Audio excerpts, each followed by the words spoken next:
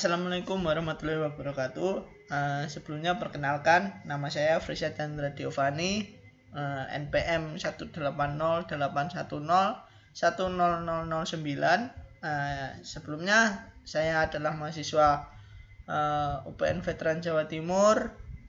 Di sini pada kesempatan kali ini saya akan mempresentasikan tugas dari mata kuliah Tata Kelola Teknologi Informasi Paralel A dengan dosen pengampu Pak Faisal Mutakin. Di sini saya akan mempresentasikan dengan judul tugas yaitu Service Design dan Service Transition. Nah, pengertian dari Service Design sebelumnya yaitu Service Design merupakan lanjutan dari Service Strategi. Nah, Service Strategi kan sudah dibahas dalam minggu kemarin. Nah, tujuannya dari Service Design ini adalah untuk membuat detail rancangan layanan TI yang masuk ke service katalog yang baru maupun layanan yang lama yang akan diubah. Nah, diharapkan service design ini juga pada layanan yang akan diubah dalam service katalognya itu juga sudah mempertimbangkan yang pertama yaitu ada kebutuhan resources dan capabilities penyedia layanan. Kemudian arsitektur yang cocok untuk layanan. Yang ketiga ada supporting system tersedia dengan baik. Yang keempat ada proses yang tepat. Dan yang kelima sistem monitoring unjuk kerja layanan. Lanjut, service design memiliki 5 aspek utama yaitu service solution. Yang pertama yaitu fungsional layanan baru yang ditawarkan. Itu berisi analisis kebutuhan melawan keterbatasan. Yang kedua ada tools dan system for management information, yaitu menentukan aplikasi atau teknologi yang perlu diadakan agar fungsional dan sistem mendukung kompatibel dengan sistem yang sebelumnya. Yang ketiga ada arsitektur. Nah, arsitektur ini dibutuhkan untuk layanan yang baru, tapi harus kompatibel juga dengan arsitektur yang sudah ada sebelumnya. Yang keempat ada measurement system, yaitu metode dan pengukuran unjuk kerja layanan, arsitektur dan komponen pendukung. Yang kelima ada proses. Proses ini diperlukan untuk merancang, transisi, operasi, dan peningkatan layanan. Nah, service design 4 kunci utama dalam service design, yaitu yang pertama ada processes, yaitu dari 26 proses dari ITIL berapa yang diperlukan. Terus lanjut, kedua ada people, apa kompetensi yang diperlukan serta jumlahnya. Yang ketiga ada produk dan produk atau teknologi, yaitu tools yang diperlukan untuk melaksanakan proses yang dipilih.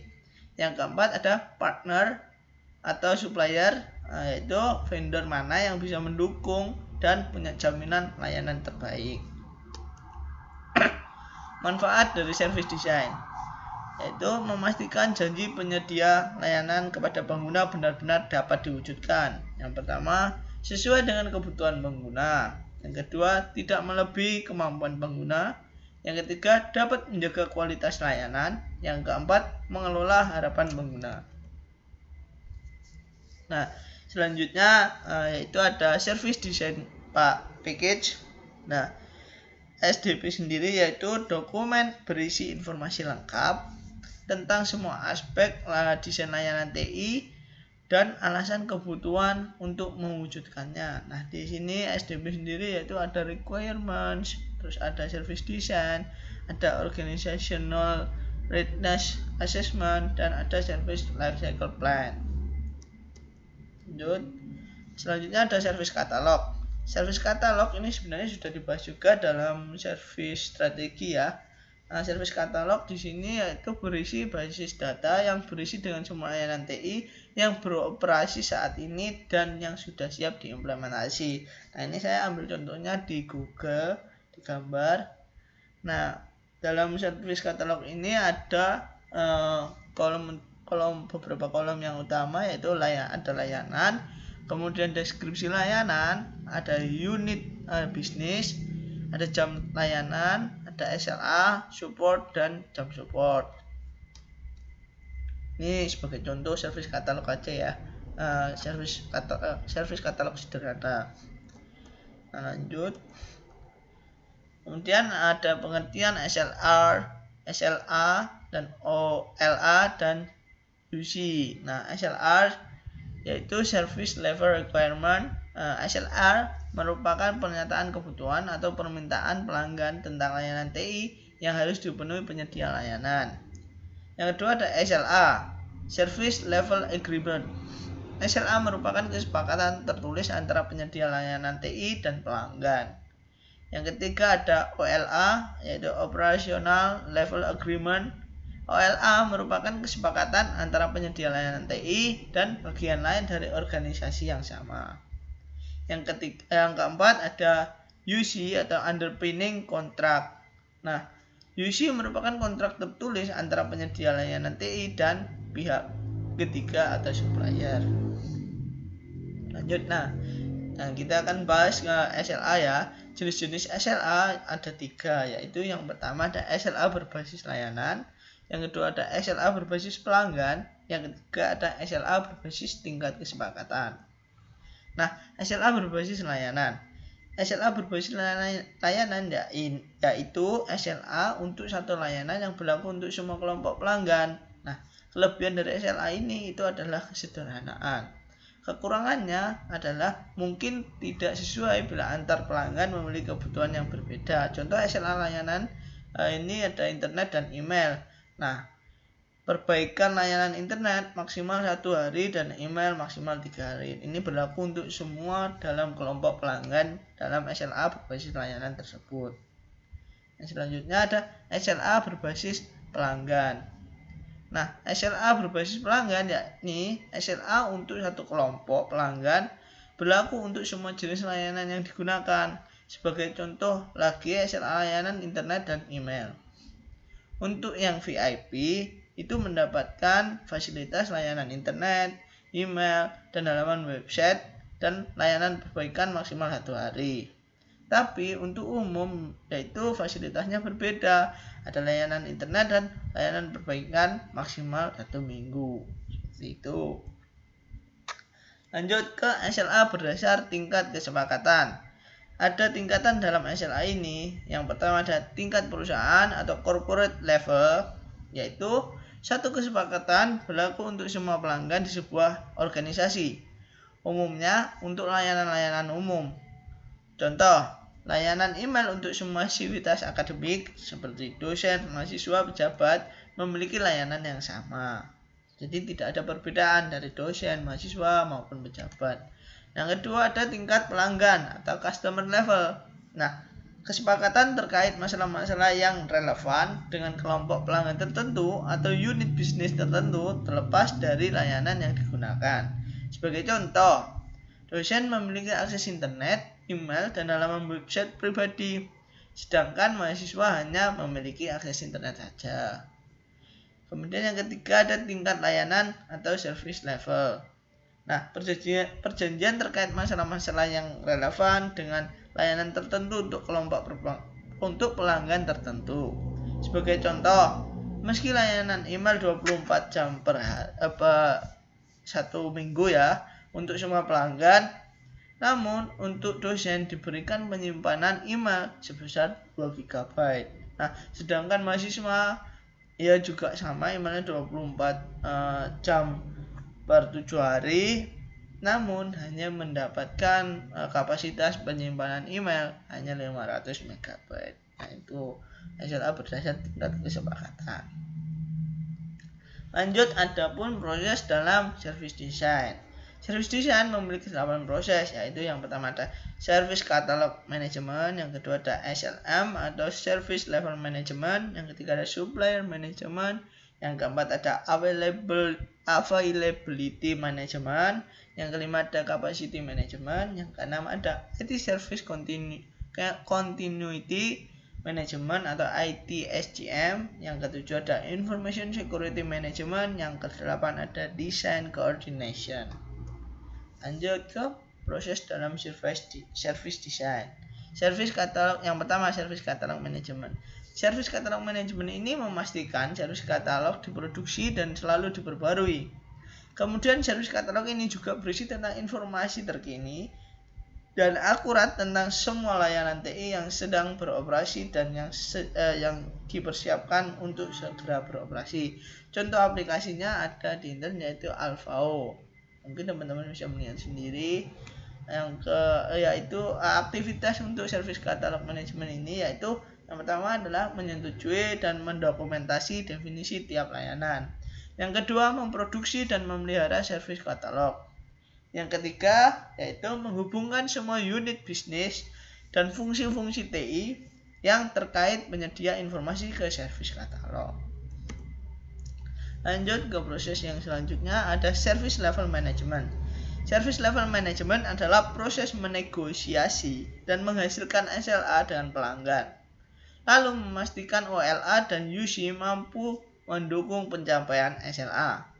Nah, selain itu juga memonitor dan melaporkan capaian kualitas layanan. Nah, aktivitasnya dalam SLM ini yaitu yang pertama membuat SLR, yang kedua membuat SLA, yang ketiga membuat OLA, yang keempat membuat UC, yang kelima proaktif mencegah kegagalan layanan dan menekan risiko dan meningkatkan layanan.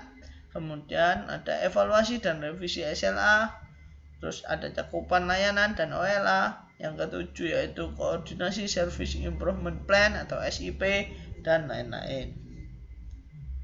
Nah, di proses selanjutnya ada supplier management. Supplier management merupakan proses untuk memastikan supplier memenuhi kebutuhan bisnis organisasi atau UC. Jadi UC itu kebutuhan bisnis organisasi.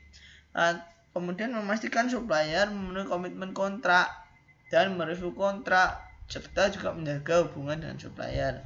Aktivitasnya dalam supplier management yaitu yang pertama membuat aturan, yang kedua menjaga hubungan dengan supplier, yang ketiga memantau dan mengelola kinerja supplier, yang keempat mengevaluasi perjanjian dengan supplier, yang kelima mendefinisikan supplier baru dan perjanjiannya, yang keenam mengevaluasi, negosiasi, dan memperbarui atau tidaknya kontrak yang sudah habis, yang ketujuh mengkategorikan dan menjaga kebijakan supplier. Lanjut ke proses selanjutnya ada availability management. Availability management merupakan proses untuk mendefinisikan, analisis, perencanaan, pengukuran, dan meningkatkan semua aspek availabilitas layanan TI. Available di sini artinya layanan TI dapat bekerja dan dapat diakses atau digunakan pengguna. Proses selanjutnya ada vital business function. Vital business function merupakan proses atau bagian dari layanan bisnis yang memiliki fungsi sangat kritis bagi kesuksesan bisnis. Contoh, sistem tiketing bisnis penerbangan. Nah, aktivitasnya dalam vital business function ini yaitu akan menghasilkan 4 dokumen. Yang pertama, laporan manajemen availabilitas, yang kedua ada rencana availabilitas, yang ketiga kriteria desain availabilitas, dan yang keempat jadwal pengujian availabilitas. Lanjut ke proses yang selanjutnya yaitu ada capacity management. Pada proses ini menganalisis dan mempertimbangkan semua sumber daya yang dibutuhkan untuk menyediakan layanan TI dan rencana-rencana untuk memenuhi kebutuhan bisnis jangka pendek saat ini sampai menengah dan sampai jangka panjang. Subproses dalam business capacity yaitu yang pertama business capacity management atau BCM, memprediksi dan merencanakan kapasitas bisnis yang harus disediakan. Yang kedua ada service capacity management atau SCM, yaitu merencanakan, memonitor, dan mengontrol kapasitas untuk setiap layanan bagi masing-masing pengguna. Yang ketiga ada komponen capacity management atau CCM, yaitu merencanakan dan memonitor kapasitas komponen. Lanjut, ada IT Service Continuity Management atau IT-SCM. Nah, IT-SCM merupakan proses menilai dan mengelola risiko yang dapat berdampak serius bagi layanan TI dan memastikan penyedia layanan dapat selalu menyediakan layanan pada tingkat minimum yang telah disepakati. Nah, aktivitasnya dalam IT SCM ini ada life cycle-nya yaitu yang pertama initiation, kemudian requirement and strategi, selanjutnya ada implementasi dan ongoing operation. Lanjut. Dalam proses yang selanjutnya ada Information Security Management. Nah, Information Security Management merupakan proses memastikan confidentiality atau kerahasiaan dan integrity kebenaran dan availability ketersediaan dan informasi mengenai data, database, dan metadata. Organisasi dan sistem informasi sesuai dengan kebutuhan bisnis organisasi yang telah disetujui. Nah, aktivitasnya dalam Information Security Management yang pertama membuat, mereview, dan merevisi polisi. Kemudian mengkomunikasikan, mengimplementasikan, dan menegakkan kepatuhan polisi. Yang ketiga menilai dan mengkategorisasikan aset informasi dan risk system. Ini risk system ya, kurang risk system TI. Yang keempat ada menilai, mereview, dan melaporkan risiko keamanan atau risk dan ancaman atau threats. Nah, yang kelima ada memonitor dan mengelola semua pelanggaran keamanan dan insiden-insiden keamanan. Nah, yang keenam ada menganalisis, melaporkan, dan mengurangi volume dan dampak dari setiap pelanggaran dan insiden keamanan. 7. Menjadwalkan dan menyelesaikan review keamanan, audit, dan penetration test. Yang proses dalam service design selanjutnya yaitu ada design coordination. Nah, design coordination merupakan proses mengkoordinasikan semua aktivitas, proses, dan sumber daya service design. Nah, aktivitasnya dalam design coordination yaitu yang pertama merencanakan dan mengkoordinasikan semua sumber daya dan kemampuan. Yang kedua memproduksi service design package atau SDP yang sudah saya singgung di depan. Yang ketiga ada mengkoordinasi semua aktivitas desain. Yang keempat ada memonitor dan meningkatkan unjuk kerja aktivitas-aktivitas. Lanjut service design. Nah, kesimpulan service design pada intinya yaitu berisi proses-proses untuk menyepakati utility dan memastikan warranty. Nah, utility sendiri ini adalah apa? Utility itu adalah gabungan dari service catalog management, service level management, dan supplier management. Nah, ini yang dimaksudkan adalah proses-proses yang sudah dijelaskan tadi ya. Nah, sedangkan warranty sendiri itu adalah apa? Gabungan dari proses availability management, capacity, terus ada IT service continuity management atau IT SDM, dan ada information security management. Nah, lanjut ke service transition. Nah, service transition merupakan tahap lanjutan dari desain layanan atau service design. Nah, di tahap ini memberikan gambaran bagaimana sebuah kebutuhan yang didefinisikan dalam strategi layanan kemudian dibentuk dalam desain layanan untuk selanjutnya secara efektif direalisasikan oleh operator layanan. Nah, ada beberapa yang harus diperhatikan dalam transisi layanan atau service transition, antara lain yang pertama yaitu ada manajemen perubahan atau change management, yang kedua ada evaluasi perubahan atau change evaluation, yang ketiga ada manajemen proyek atau project management, yang keempat ada pengembangan aplikasi atau application development, yang kelima ada manajemen release dan deployment, yang keenam ada validasi dan pengujian layanan atau service validation dan testing, yang ketujuh ada manajemen aset dan konfigurasi layanan, dan yang selanjutnya ada manajemen pengetahuan atau knowledge management. Nah, maksud dan tujuan dari service transition yaitu yang pertama yang pertama adalah menetapkan harapan pelanggan tentang bagaimana layanan baru atau diubah akan memungkinkan perubahan bisnis. Nah, yang kedua, memungkinkan pelanggan untuk mengintegrasikan rilis mulus ke dalam proses dan layanan bisnis mereka. Yang ketiga ada mengurangi variasi dalam kinerja diprediksi dan aktual dari layanan setelah mereka diperkenalkan. Yang keempat ada mengurangi kesalahan dikenal dan meminimalkan risiko dari perubahan. Yang kelima ada memastikan bahwa layanan dapat digunakan dalam cara di mana diperlukan. Nah, untuk tujuan dari service transition yaitu merencanakan dan mengelola sumber daya untuk memperkenalkan dan mengaktifkan layanan baru untuk layanan yang telah dirubah dengan lingkungan secara langsung dalam memprediksi daya, kualitas, dan waktu perkiraan. Yang kedua, meminimalkan dampak yang tidak dapat diprediksi pada layanan produksi, operasi, dan dukungan organisasi. Yang ketiga, peningkatan pelanggan, pengguna, dan manajemen pelayanan staf kepuasan dengan penyebaran layanan baru atau yang telah dirubah, termasuk komunikasi, rilis dokumentasi, pelatihan, dan transfer pengetahuan. Selanjutnya ada yang keempat yaitu peningkatan penggunaan yang benar dari layanan dan aplikasi yang mendasari dan solusi teknologi. Lanjut mengenai tantangan service transition.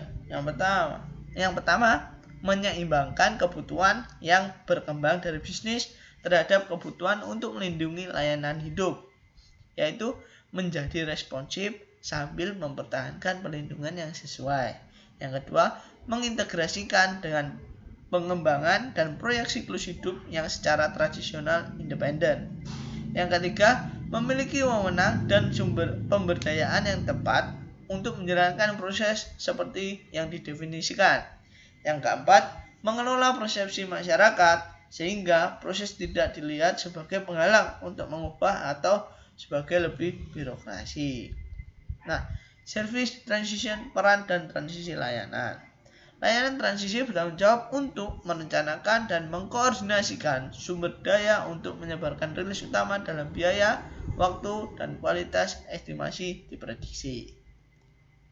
Nah, mengenai daftar pustaka sebagai berikut. Sebagian besar saya lihat di Google, di website, dan beberapa ada di video juga. Tapi kayaknya yang video belum saya cantumkan di sini. Mohon maaf. Terus lanjut. Terima kasih. Nah, mungkin sekian presentasi yang dapat saya sampaikan. Atas kurang lebihnya dalam penyampaian yang saya sampaikan, mohon dimaklumi dan mungkin kedepannya akan dikembangkan menjadi lebih baik lagi. Sekian, terima kasih. Wassalamualaikum warahmatullahi wabarakatuh.